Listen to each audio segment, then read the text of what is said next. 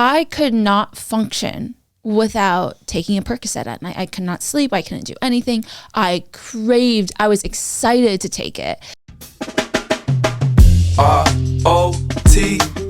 let me present to you the ROTN Podcast. The ROTN Podcast. How do you want me to say it? Rotten.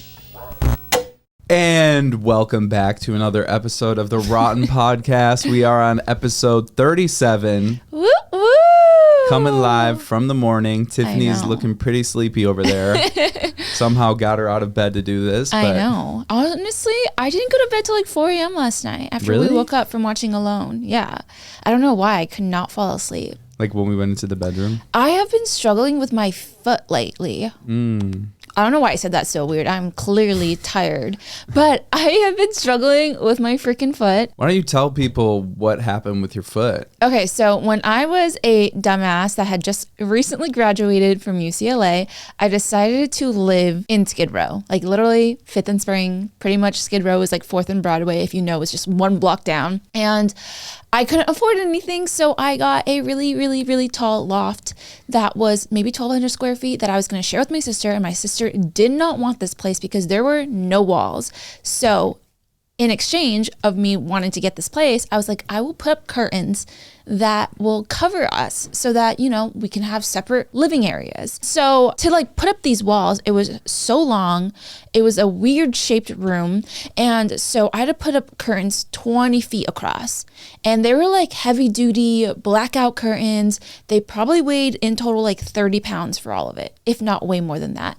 And I put them up using a ladder, and I somehow got the curtains to like wrap around the ladder. So when I yanked on the curtains to like bring it up, it yanked me underneath the ladder, and you got shot out from... Yes. And you were standing at the top of the ladder, I was right? standing on the very tippy top of the ladder, like the area you're not supposed to. Actually, maybe one down. But either way, I was barefoot on pure concrete because it's a loft. Jesus. And so I landed on one foot, and it happened to be my left foot. I fractured my foot. I shattered my calcaneus heel in 25 pieces. I have like 2 plates in my foot and like 15 pins. I don't even know anymore. I remembered back then, but I can't remember if it's 13, 15, whatever. But I always have this like lingering pain. It never goes away. It's always at like a 3 out of 10 level. Like just kind of dull lingering in the background. And on your Frankenfoot. So we call it the my Frankenfoot because it's got stitches and it looks like a little, you know, Frankenfoot. It's really gross looking. It's not as cute as my other foot. And I also have no arch because of it. Like I have one flat foot and then one regular foot. I have the flattest feet in the world. Like when I like walk, this sound is like, it's like this. It's like, you know what? It creates a vacuum seal. Oh, it does. Sometimes like, no, like when I get out of water and I go and I step on like the concrete or the bathroom floor and you see my footprint, it's like just a fat foot. It looks like Bigfoot. It's hilarious. Also, it doesn't help that you have like size 12 feet either. Yeah. Giant foot. Heavy flat feet. So, but I wonder what all of a sudden, because it's really just been in the past month, right? I've been having the craziest pain with it. I don't know. When do you think it started? Because I think I can pinpoint maybe why. When I got back from Europe, because I was walking. So it's probably all the much. walking and stress. Also, it didn't help being in Denver or Breckenridge with you. Oh, it's probably just the past couple months you've been doing a lot of activity, hiking, walking uphill. Does that mean I get to go out of Wednesday? No, absolutely not. What's the point of making a video that you're not even going to participate in? That makes no sense. Oh my God. Well, we'll get to that in a second. But I think that there's a lot of things you could do for your foot. I mean, you're right now doing nothing for it. So other at than least taking Advils. Which, you shouldn't do that every night. Yeah. It's not good for you. Yeah. It's like really bad for your liver, I think, or something. Oh yeah. I think I need to do like Advil one night, then Tylenol the next. Yeah, I don't want to develop a tolerance. Well, okay, I didn't really finish my story about how I shattered my foot. So I shattered my foot, but for 2 whole weeks, my doctors did not find the fractures or anything. They just thought I had like the worst sprained ankle they'd ever seen in their entire life. They even brought the residents in being like, this is the worst sprain I've ever seen. And it was hilarious to them, was not hilarious to me. And they also didn't give me anything when I first came in, and I started crying for like drugs. I was like, I need something. So they gave me Vicodin. Realized I freaking hate Vicodin. I threw it all up. Really? Yeah, I threw it up. And so that's why I never took it. And then So that was the first doctor visit. The second doctor visit, I came in. It was How much longer after was the second visit? A week later. Okay. I came in. They didn't see that I was getting better. So like, okay, come back in next week. The week after, it looked worse. It was black and bruised. Had you been walking on it at this point? No. I had crutches. Okay. Yeah, I had crutches, and maybe I'd put my foot down, not knowing the severity of it. Yeah, and so it was by week 2, my third doctor visit, they gave me another x-ray because they're like, why does it look worse? And they realized they never took an underneath shot of my heel. So they only took x-rays of the sides of my foot and the top, never underneath my foot. And that's when they realized I completely shattered my calcaneus heel. They put me in for surgery. They were like, either it could heal by itself and you'll be walking funny, or you can get surgery and you'll never be able to walk in heels again. And I'm like, I'll take the no heels. Clearly that didn't happen because I still wear heels. I have a slight weird like wobble, but it's whatever. Anyways, so they really told you wouldn't be able to walk in heels? Yeah. Like, because my foot can't go like this. And when you're walking in heels, your foot wobbles side to side.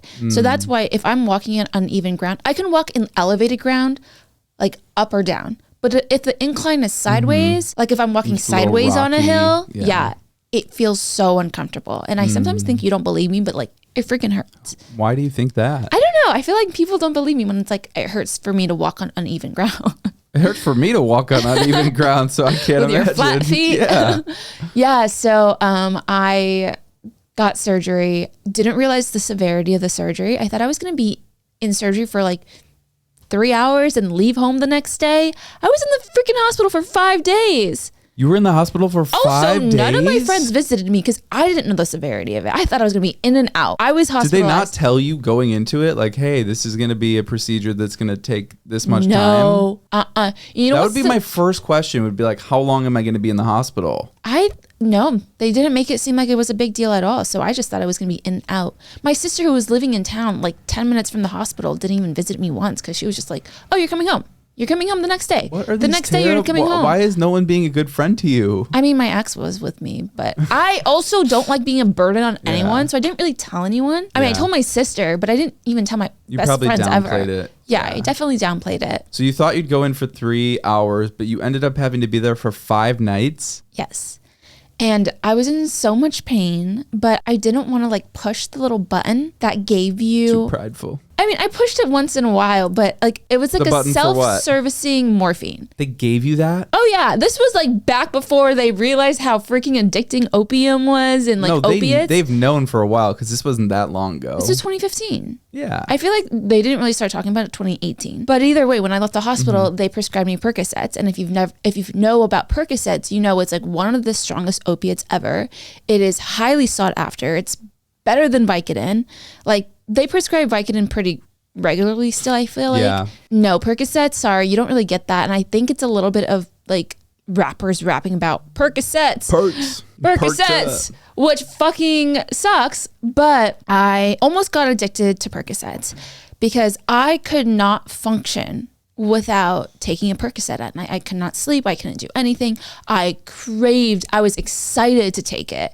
Like, I was looking forward to like every single night taking my Percocet. I wouldn't let myself take it during the day. So I think I had some sort of control. Yeah, I was just going to say. But I could see myself slipping into it. Mm-hmm. If you've never taken Percocet, it feels like a warm hug. It feels like you are heavy, and the lightest blanket just feels like the biggest, warmest, fattest hug, and you feel like you can't move and you don't feel anything, and you just feel happy and elated. And I was looking at my bottle and I was like, how am I going to get more? And that's when the trigger inside of me was like, I just need to get off of it cold turkey, because I was excited to take more of it. I was like, can I get prescribed more? I don't know. I've never taken it. Percocet. I don't recommend it. I don't mind Vicodin. Like, people have pretty strong opinions, like they like it or they don't. So one time I had like a cyst in the back of my throat. Mm-hmm. It was probably the most pain that I had ever experienced. This was probably... How do you get a cyst in your throat? I don't know. Or are you deep throating? I don't know. No. But it started off as just like a sore throat, and it got worse. In the pain of a sore throat, it kind of levels out at a certain point where it's like it's painful, but then it doesn't get more painful. it just stays at that level. This was like that pain, but then it kept climbing as far as like how much it hurt. And then it became so dry and painful to the point where I couldn't swallow at one point. So I go into the doctor and they pretty much are like, it can go away on its own and we'll give you some stuff for it. Or we could just literally cut it out right now. Yeah. And I'm just like, cut it out right now. I don't want to experience this any longer. They're like, it's going to be really painful, but once we're done cutting it out, you're not going to feel any pain. Yeah. So I was like, all right. How do they cut it out while it's inside of your throat? They cut it out while it's inside of your throat. So how do they pretty much taking anything? like a knife and literally just scalpel? slicing it off like a scalpel. Yeah. They And sliced it off while your mouth was wide. How did they make While sure I was your wide mouth? awake. How did you make sure your mouth stayed open? Because even they when put my a thing in it. okay, because I was gonna say So they sprayed it down with like numbing shit. That didn't do shit. And then they put this thing in my mouth so it was open.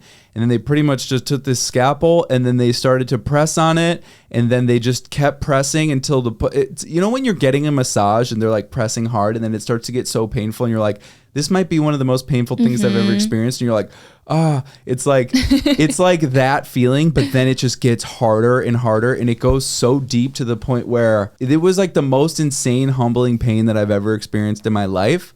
And then all of a sudden, it's just like the pain kept increasing and I'm like, I was like not even crying. It was just like one tiny little teardrop came out of my eye and I was just like, like I was like humbled by that feeling that I was like so overwhelmed. But the second that was over, there was like literally no pain. There wasn't even pain from like the incision. There wasn't pain in my throat. I was like after like 15 seconds, I'm like, I feel great. I was so happy. And then they're just like, they're like, hey, we'll prescribe you Vicodin. And I'm like, all right. And then they gave me this like full ass bottle of Vicodin, but I was in no more pain anymore. See, that's the issue is that they overprescribe these medications where like they didn't even ask you, all right, what's your pain level? Yeah. Right. Before they were like, all right, we're prescribing you Vicodin. Yeah. They really didn't ask because I would have been like, I'm fine. Yeah. I wasn't expecting or wanting like going in there trying to get Vicodin or anything. But anyways, they gave me this full ass bottle and I was like sick, like had just graduated high school, was in college time. And so I was like, hit up my friends and. Well, I'm glad you didn't get like addicted to it in any sense. I didn't get addicted. Yeah, no. I remember like me and my ex were like taking it and like messing around with it. So we would like messing around with it. Messing around. Like we'd take a little edible, take a little Vicodin. Oh my God. I just remembered such a funny ass story. Okay. So I eventually moved into the basement and was kind of sleeping there. And so me and my ex would just kind of like mess around and like fool around. Yeah, no. I meant with like the Vicodin. Like we were like taking like edibles, taking some Vicodin, and then there was one point where just like hearing your stories from childhood, I'm like, we would have never dated. It's not even childhood. This is like 2012. Yeah, your early adulthood, we would have just never dated. There was one time where we took an edible. And then we took a little Vicodin. Okay. And then she started freaking out. She thought she needed to go to the hospital. And so she started like panicking. And then I'm like, oh God, like what's going to happen? And then she was like, call my mom. Yeah. So I was like, I was also really high. And I was like, I don't know what to do. Okay. Like if something's going to happen, I need to do this. So I called her mom. Luckily her mom didn't pick up. Okay. And then that's pretty much the story. But like she got over it. She got over it, but it could have been so bad if I had to like explain to her mom that we were like taking Vicodin and edibles and like take her to the hospital. God. And that sobering moment where you think you're going to die, you just sober right up. Yeah. I mean, it's different with edibles. Sometimes you could like, I don't know if you ever experienced that. I got, when I took a shot and also ate an edible in Vegas and then threw up in my mouth at the comedy. I think I told this on another podcast, but yeah, I had never gotten crossfaded and threw up in my mouth and just instantly sobered the fuck up. This was like what, last year? No. Yeah, it was. It was with 2021. Kaylee. Yeah, it was at the beginning of 2022, actually. I guess January last year, of yeah. last year. Anyways, I knew I was going to a comedy store and I was like, I don't want to drink. I want to get an edible, be high and laugh my ass off. We're like in this really nice like penthouse and there's 2 rooms. So I go in my room, take an edible. No one else sees me taking an edible. I'm not hiding it. I'm just like taking it by myself. And then when I walk out into the main living area, everyone is there. And one of Matt's good friends, Mario, gives me another edible. And I have a really hard time saying no. I'm a people pleaser. So I take it. All right, great. I went from 5 milligrams, which is a lot for me, to 10 milligrams, which is way too much for me. And then everyone's like, let's take shots. And I'm like, okay, fine. Let me take 1 shot, just 1 shot. I don't remember. You took a shot? I took a shot. I took a baby shot because I always get a baby shot, but it was like already with the edibles, it was too much. So I took the shot. Then we arrived to the comedy store or the comedy place like an hour later because everything takes an hour to get to Vegas because the traffic. And I'm so dehydrated, so freaking dehydrated. But the girl at the bar wouldn't give us more than 2 waters because there's only 2 of us in line. But those waters I didn't realize. I thought you were getting for me, but you were getting it for Andrew and Mario. And so I thought I was getting water, but I wasn't. Instead, you bought me a drink instead of water. And I just didn't want to wait in, like neither of us wanted to wait in line for more water because then we'd have to go in the back, whatever. So the show is hilarious. I'm high out of my mind. I am sipping. I'm so You're thirsty. just drinking that I'm drink. Just sipping. Yeah. I'm also high, not realizing how much alcohol is in it. And when I get up to go to the at bathroom. one point you kind of like pushed it my way because you're like, okay, I don't want any more of this, but like I didn't take any, and then you just kind of kept drinking it because you were I was thirsty. so thirsty.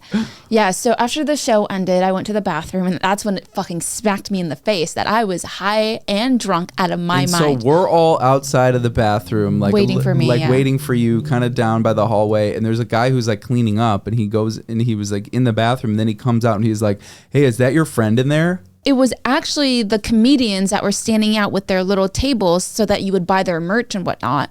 I had walked out of the girls' bathroom and I like sunk to the floor.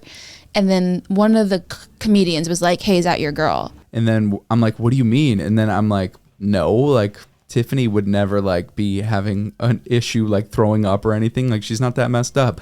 But then I walked over, and then what happened? Like you came out of the bathroom and you pretty much just kind of collapsed. Like you stumbled over, and I'm like, "Oh my God, Tiffany, are you okay?"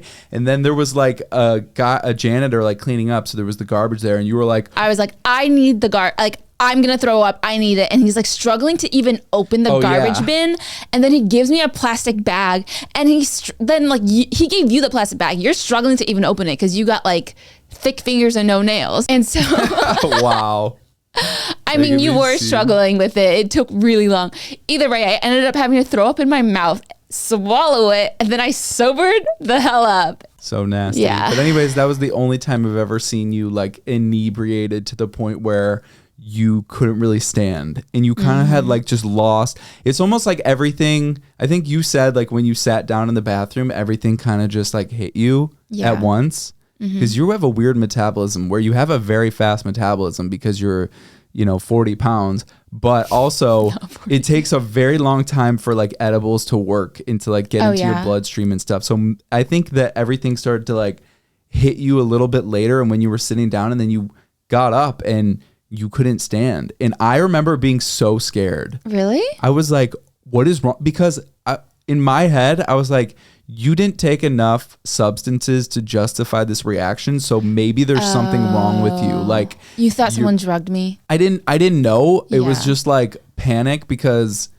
off of a couple edibles and a couple drinks wouldn't cause someone to be like falling over and being like you couldn't, like, it was like you checked out. You looked at me, and then it was like your eyes like kind of like rolled back, and you like fell over. And I was like, are you having like a stroke or something? So what happened was I was like trying to put myself together walking out of the bathroom, and like I was like, okay, like I just need to like remember I am safe, I am balanced, like I am fine. But when you had a little mantra in your head? Yeah, I was trying to like talk myself into being like, you're okay, like it's just an edible. there he is. It's just a drug.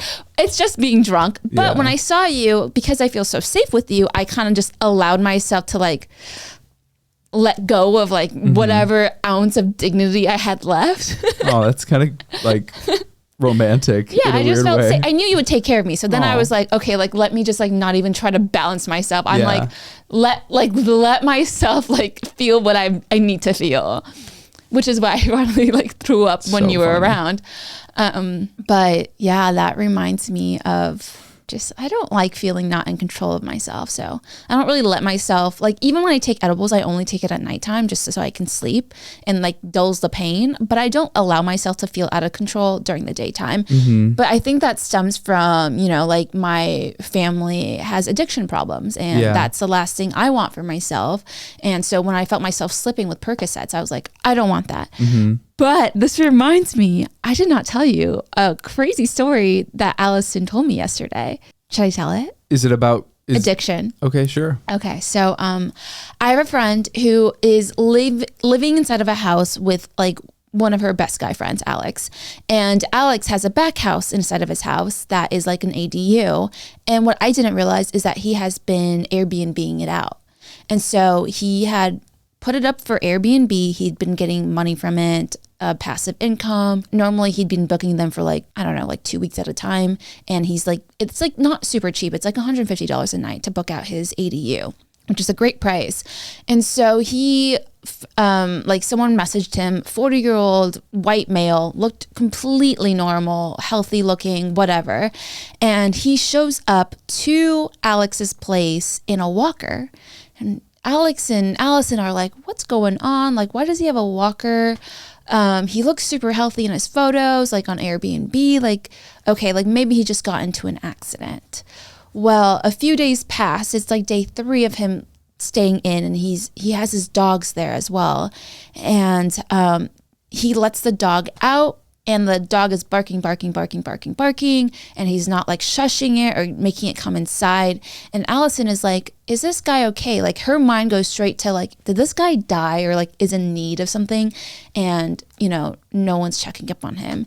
But she waits a few hours because she doesn't know the guy and she doesn't want to like invade in his space. And a few hours pass, and the guy finally lets the dog back inside and is getting something delivered to his house.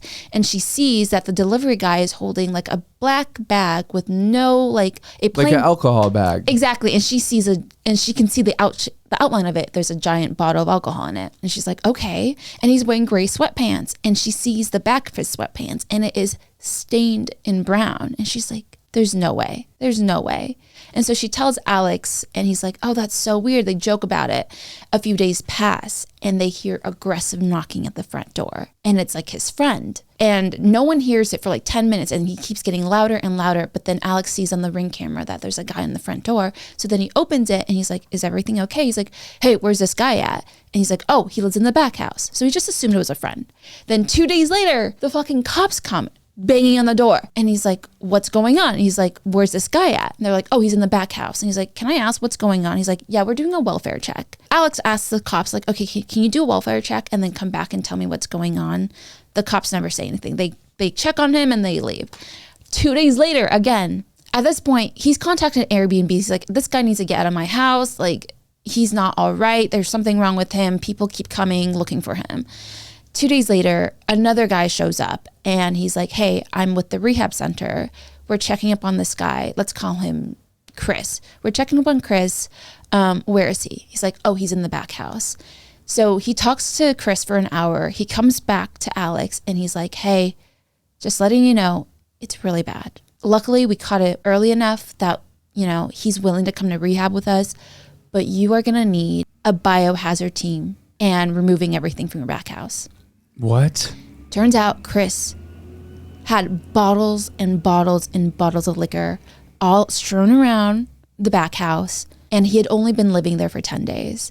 And he was wearing diapers, and he would drink so much alcohol that he would pass out drunk and shit himself. And there was feces all over the house, all over the house. That is fucked up. All on the couch, the bed, the pillows. There was poop on the pillows. He was literally just like living and pooping and sleeping all in the same area. And he was also going to the bathroom, pulling down his pants and just letting the shit leak out of his legs. Like he would walk out of his pants and then just let the shit leak out while he's walking. So it was absolutely disgusting. They had to pay for a biohazard team to come and scrub it out. They came, assessed the place, and they're like, oh, like we can do this in a day.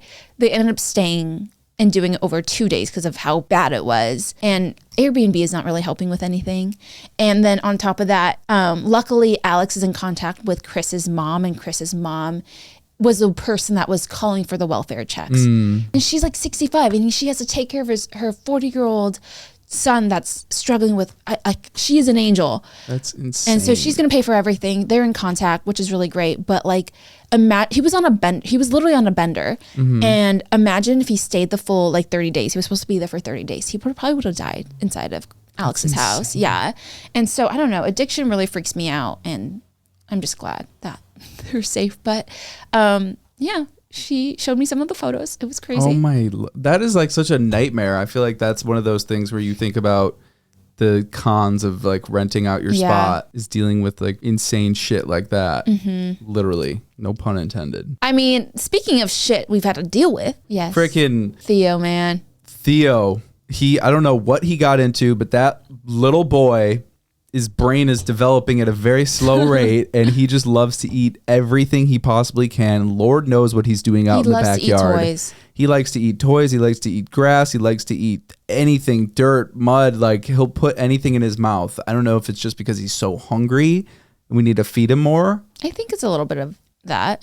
But either way, or he's a little stupid. Up. Hey, be nice. He is a little dumb. He is a little dumb, but he's also the sweetest. Oh my God, what's the date? The 14th. His birthday is tomorrow. It's tomorrow. He's turning 1 year. What are we doing tomorrow? I don't know. I want to take him to get groomed because of this fucking story. So anyways, 3 days ago, I wake up to go to the gym at 7 a.m. and I smell something ridiculously vile as I'm going and leaving the house. And I pass by the kitchen where the dogs are in their crates, and I smell something, and I'm like, oh my God, one of these dogs did something. I look in Zoe's crate, nothing. I look in Theo's, and I don't see anything, but I do smell something, and I see like kind of like a little brown spots on his bed, but not like, I was confused because it wasn't like there was a lot of it. It was just like little almost skid marks. And he was faced the opposite way, like facing the wall, which is very abnormal for him. So I'm like, what the hell? I open the crate. He immediately runs out, and the door was open at this point, because I knew like, hey, one of these dogs maybe needs to go to the bathroom. Opened the crate. He runs out of the house, and I follow him, and he's just diarrheaing like pure, like it's like a fountain. It's like a chocolate fountain that's just like spewing out of his asshole. I'm so sorry to everyone listening. And I was like, what the hell? I go inside. Yeah, I check the crate. Nothing except for like a couple spots. And in my head, I'm like, okay, a little bit just kind of like leaked out, and he was holding it. Good boy. Then I go outside, and this motherfucker is eating his diarrhea. And I am like, it's first of all, I didn't get a lot of sleep. It's 7 a.m. I have to go do a workout. Then I have to go like do a full day of filming. And so I'm like scrambling, running around the house, trying to get my bag and get everything set up and deal with this situation. And when I went outside and I'm like, where's the diarrhea? And I see him like licking his lips. I'm like, there's no way. And I go to his mouth and I smell it. And I'm like, this kid just ate it. And then I'm standing there being like, holding him, like smelling his mouth, and he starts peeing on himself. And I'm like, are you kidding me? So the first thing I do is I take him, I wipe off that stuff as quick as possible, and I put him back in his crate because I'm like, I love you to death, but that was probably the dumbest thing you had done. What, put him back in? After you watched him eat his own diarrhea, because what is he going to do after you eat diarrhea? You either throw it up or shit it out. I know, that's true, but I was like in frantic scramble mode, and I needed to leave, and in my head I'm like, I'll deal with whatever repercussions later, not knowing that you had to deal with the repercussions of what you woke up to, which was like pure liquid diarrhea everywhere. I woke up to text messages from you being like, hey, like just letting you know, Theo had a poopy accident. He held it in, but he diarrheaed in the back. He probably needs to get out. And I was like, fine, totally fine. So I'm not hearing a peep, no barks, no whines, no nothing. I'm like, okay, like let me just get out right now because, he probably needs to. I opened the door to our bedroom, and it's the smell, the stench smacks me in the face. It smells like pure, vile, warm, soupy diarrhea. That's exactly. I don't know how to explain it. It's just very vile. It wasn't like a. The thing is, you did not see or smell the extent of what I saw and smell. I can't even imagine. I run the second I smell it. I run to Theo, let him out of the crate. The first thing I see is just pure soup leaking out of the crate into our dining room carpets. And I am amazed that he stuck his booty out of his crate to poop. He knew not to do inside of his crate. He stuck his butt out of the hole and did it. I let him outside. I look at the mess. And the first thing that goes through my head is, I'm not even awake enough to deal with this. I was like, Matt, I have to FaceTime you. I know you're in the middle of work right now, but I have to FaceTime you. So I FaceTime Matt. I show him the mess. And I'm like, I just can't even I don't even know where to start. I'm feeling overwhelmed. I can't even deal with it. I'm like, I haven't even peed. I haven't brushed my teeth. I haven't washed my face. I need to do that. I go to the bathroom and guess what? My door was wide open to my office and so was my bathroom. And it still smelled just as strong in my bathroom as it did in the dining room. And so I don't even wash my face. I stick on those like scarves you wear when it's like really like when you're snowboarding and you need to cover your face because of the wind chill. I put a scarf on. Yeah, put a scarf on and I start to work and I picked up piles and piles of pieces of clothing. Like this kid was eating his cloth toys by the mouthful. And so that's probably what happened. It was. But anyways, yeah. So then I came home and then. I mean, I cleaned it 99%. You did a good job of cleaning it, but we're still kind of deep cleaning the house and trying to get rid of that. Oh, to have dogs. Yeah. I wanted to talk about the wedding, but we'll save that for next week. So save that. Look forward to like some wedding talk. But yeah, we'll cut out the poop talk. I feel like last week or the week before too, we had a pretty vile story. Oh, we were talking about the Dubai porta potty stuff. Oh my God, this I would say the Dubai porta potty is way worse. Oh yeah. Sorry for all the poop talk. So big shout out to like the hazmat teams. Like they literally showed up in like hazmat suits, like the Monsters Inc. like suits. That is so funny. But yeah, he hired the same people that like do the CSI crime scenes and like hoarders houses. Oh, okay. But like I didn't realize this was a job, but like people have to clean up like CSI crime scenes. Yeah. And I never thought like, oh, you know, like someone has to do that. It's like firefighters. People don't realize they are called to pretty much like every scene, even if it's not, you know, and so they're constantly having to pull out. They're like paramedics. Yeah, they're essentially paramedics. Yeah, so they see like the worst shit possible. Why is that? Maybe there's not enough fires, so they have to do something else outside of fires. Because maybe they'll do like one fire a day in the city. I don't know. That's a good point. Yeah, there's not a lot of fires. I wonder too if it's like maybe they're trained or they have the special equipment and they're maybe strong they have enough the equipment because if you think about a fire truck, it's got the ladders. So I'm sure it's a part of like what they train for. But that's a good point. I have no idea why. I mean, wildfire season in LA is like during like summer hot months. Speaking of which, the fires in Hawaii. Oh my gosh, that's another topic we could talk about. I got like someone tagged me on Instagram and it was like this video of this woman being like, the problem with influencers is that they like love to glorify and travel to Hawaii and have no problem exploiting it for its culture. But now that this fire thing is happening, they're silent. But anyways, I guess we could use this platform right now to say that if anyone is interested in donating, we'll drop a couple links in the bio for people to donate because it is very tragic and horrific. And there's already been, I think the last time I saw there was like 89. It's up to 89 people have died. Jesus. Or 86. Either way, it's like right under 90. In the 80s, yeah. That's crazy. So we'll drop a link for that.